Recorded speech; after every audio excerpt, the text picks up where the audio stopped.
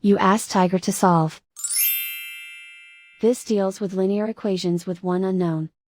The final result is p equals 16. Let's solve it step by step. Group all constants on the right side of the equation. Add 2 to both sides. Simplify the arithmetic.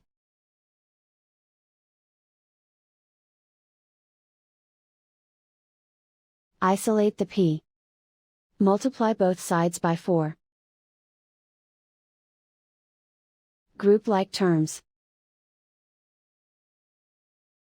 Multiply the coefficients. Simplify the fraction. Simplify the arithmetic. And so the final result is p equals 16.